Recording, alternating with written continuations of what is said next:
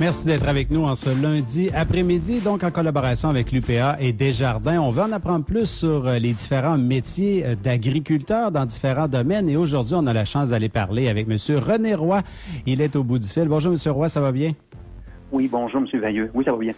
Donc, vous êtes de la Beauce, vous êtes un producteur de porc, finalement. Expliquez-nous dans quel coin est la grosseur peut-être de votre ferme? Oui, c'est une ferme familiale située à Saint-Jules, dans la Beauce. Puis, on est multi-espèces, donc on a aussi de la production laitière, puis de la séricole, comme tout bon producteur agricole dans la Beauce. Donc, quelle grosseur à peu près pour ce qui est du nombre de porcs que vous pouvez produire? Oui, donc, normalement, étant donné qu'on est naisseur-finisseur, c'est-à-dire qu'on fait les petits bébés là, avec la truie Okay. là, jusqu'à envoyer à l'abattoir. Nous, on a 125 truies, puis on se dit naisseur-finisseur. Ça veut dire qu'on a tout l'inventaire des petits porcelets jusqu'à l'abattage. Là, donc, à peu près 110 kilos, ça fait que ça fait un nombre à peu près là, dans le bâtiment de toutes les grosseurs, environ de 700. Ce serait le temps d'impressionner les non-initiés. Moi, je me souviens d'être allé dans une foire agricole. Je n'étais pas initié au monde agricole à ce moment-là et j'ai été impressionné par l'envergure que peut avoir une truie. Vous dites, vous en avez 125, mais c'est immense, une truie, là. Ça peut prendre quel poids, à peu près?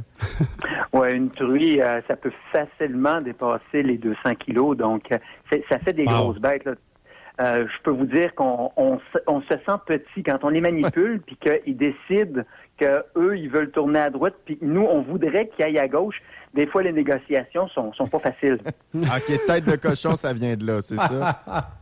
Ah ben, c'est un animal qui est quand même nerveux, puis qui est peureux. Si on leur donne la bonne...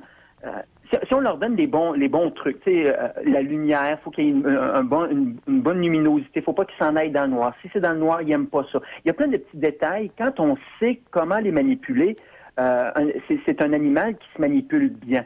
Mais c'est certain que s'il a peur ou il est stressé, ah ben là, sur les breaks, je peux vous dire qu'un 200 kilos, c'est pas facile à bouger. Ça reste tout de même un animal très intelligent, là, le porc. Oui, c'est un animal qui est très social. Puis, vous avez sûrement déjà entendu parler, certaines personnes dire que c'est un des animaux un animal de ferme les plus intelligents. C'est un animal qui est très curieux, qui aime beaucoup socialiser, même avec les humains. Des fois un peu trop, mais ça c'est la partie qui est aussi plaisante avec la production porcine parce qu'il y a une interaction entre les animaux et nous.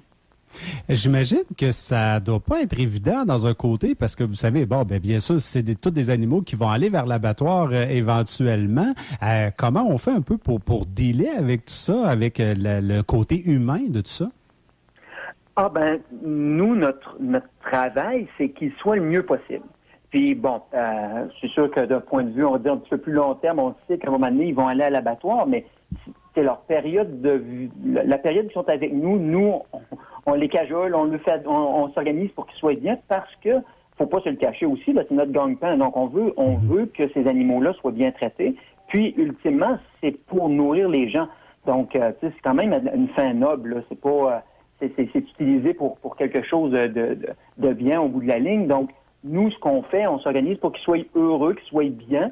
Puis au bout de la ligne, ben c'est de la nourriture pour nous tous.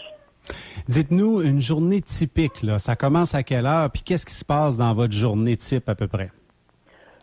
Moi, personnellement, je commence à 5 heures. Étant donné que c'est multi-espèces, en général, ça va commencer surtout au niveau des vaches, mais après ça, ben c'est dans le porcin. Dans le domaine porcin, là, ce qu'il faut s'occuper, c'est les naissances. Après ça, les soins, on va dire, de tous les jours.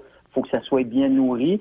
On s'occupe aussi des animaux. Il y en a qui peuvent aller moins bien une journée, s'assurer qu'on s'en occupe bien. Beaucoup aussi là des petits soins. Tu sais, des fois, ils vont se bousculer. Il y en a un qui va avoir une mal une patte. Il faut le séparer des autres pour qu'ils reprennent du mieux.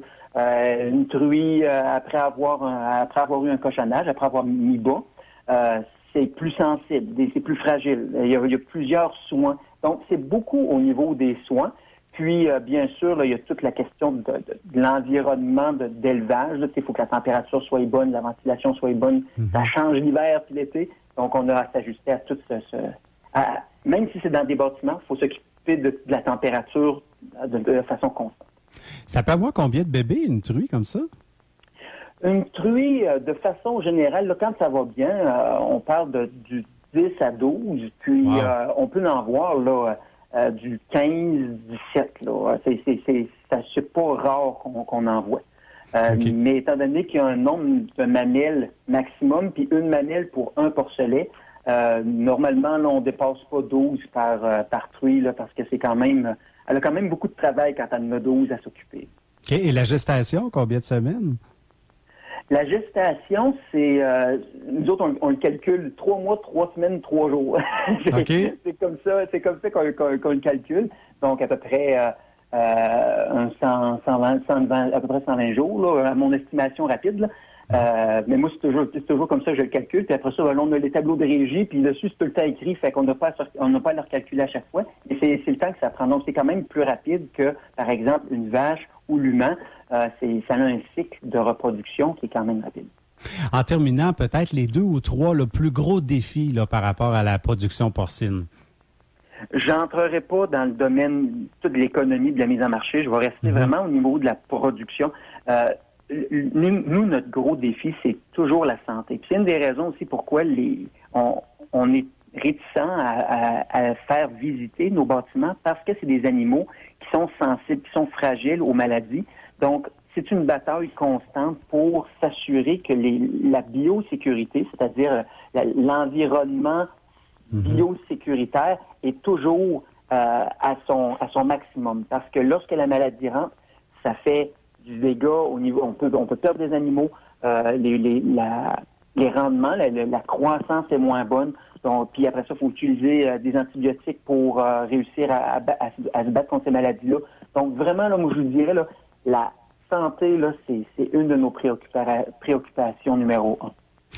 Eh bien, merci beaucoup, René Roy de Saint-Jules. Très fort intéressant, d'ailleurs, d'avoir répondu à nos questions aujourd'hui. Ça a été un plaisir. Merci à vous. Bonne journée. Bonne journée. On s'arrête.